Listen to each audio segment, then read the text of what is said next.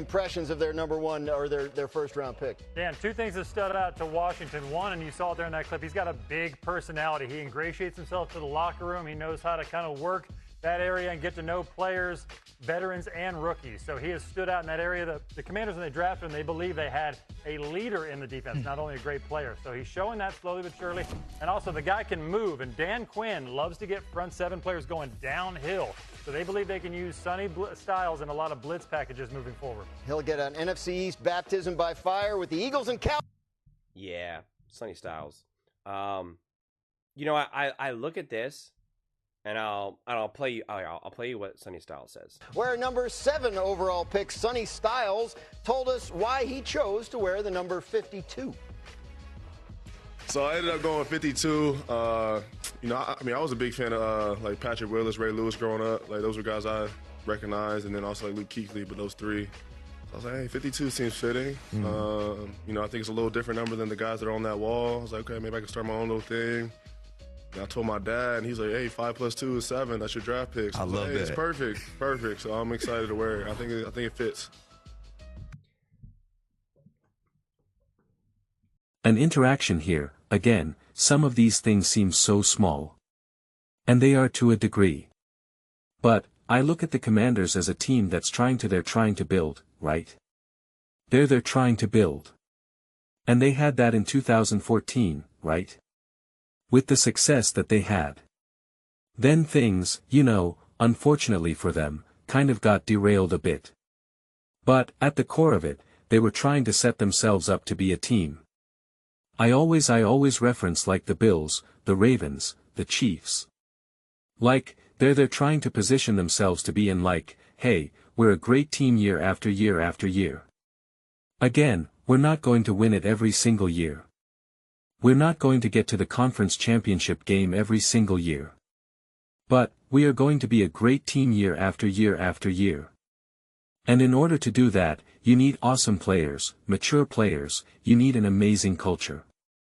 It's not just Jaden Daniels, it's not just Josh Out, you need a little bit of everything. And so, having Sonny Styles be this mature grounding no-nonsense, all about that life, all about that business on the other side of ball on defense is just so great to see and goes such a long, long way. And that's what I want to unpack a step further because it makes me think of the opposite direction of that I want to reference. But before I do, Washington Commanders fans, please do not forget to subscribe and watch the full length of the video. When you guys do views go through the roof, subscribers go through the roof. It's not about chasing views, it's not about chasing subscribers, it's about being able to create Washington Commanders content that people genuinely want to watch and discuss. So, we can keep having the most unbiased, grounded, honest conversations about the Commanders. It makes such a huge difference to watch the full length of the video, and I would really appreciate it. So, yeah. 'Cause I saw that clip from Brandon Ayuk where he was just like, Commanders, go Commanders. And I've made videos in the past and everyone kept saying, oh, you want Brandon Ayuk. Let's get Brandon Ayuk. Let's get Brandon Ayuk. And I was like, no. And it's because you have to think about what you're building. And just even a simple clip with Sonny Styles about why he chose the number that he chose shows such maturity, groundedness, intelligence, like just seriousness, like it just something as that. As simple as that. I feel like I already know exactly who he is. I already feel like I know exactly how hard he works and the work ethic and what he wants to accomplish and the greatness he wants to achieve. He just in a simple what was that sound bite? Like 10 seconds. It's like I got all the information I need right off of there. I'm like, yep, feel great about it. Feel great about it. And it's like that's so important when you're a team like the Commanders, which there's a fragility there because you don't have anything truly established and rooted quite yet. Right? Like that's part of it. Even Jaden Daniels, who you guys know I think is absolutely special and is set up to be just an elite quarterback in the NFL for years to come. But because of even just how his career has unfolded unfortunately for him, injuries, all that. It's like he's in a position now year three that he kind of has to re-establish himself. He actually has to re-establish himself just even in the locker room. He does. That's just the way it works, man. Some players that weren't even there and some players are and they're like, alright, that was great you did it in 24. Like they also feel like, okay, like I need you to do it again.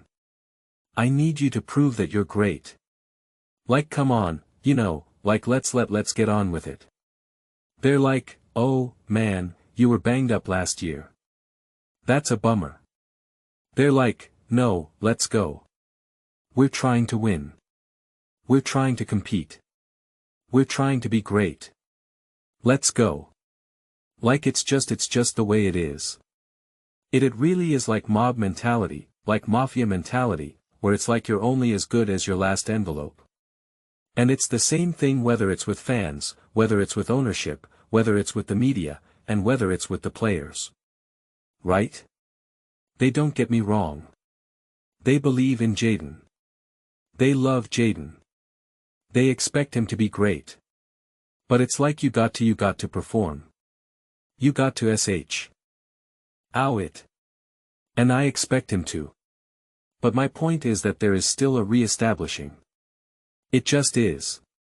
No one's ever safe, man. It's just the New England Patriots moved on from Tom Brady. That's all the evidence you ever need to know about that. The New England Patriots moved on from Tom Brady. That's all you ever that is the ultimate MHM. And this wasn't a case with Manning with like, yeah, well, his neck and this. Tom Brady could still be great. Tom Brady could still play obviously. And you can say, yeah, but it was Bill. Yeah, it was this. It doesn't matter.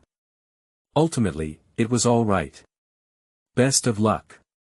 That's what ended up happening. So, it's just always there. It's always there. So, there is a re-establishing that needs to take place with this Commanders team because they built it upon such fragility in 2020 for it came out of nowhere, right? It came out of this place of like, oh my gosh, I can't believe what we accomplished. And then 2025 was just literally nowhere, which again, for external circumstances. I don't blame the franchise or blame Jaden. I've defended them every step of the way. But now it's like, you're trying to regain that. You're trying to get back in control. You're trying to re-establish who you can be as a franchise moving forward and having more people like Jaden, Sonny, etc. and less people like Brandon. I matter tremendously. You can make the argument that's where they went wrong with like Debo, which again, we never LLY got to see what this team was going to look like or what this team was going to be about, but wasn't the most resilient bunch out there.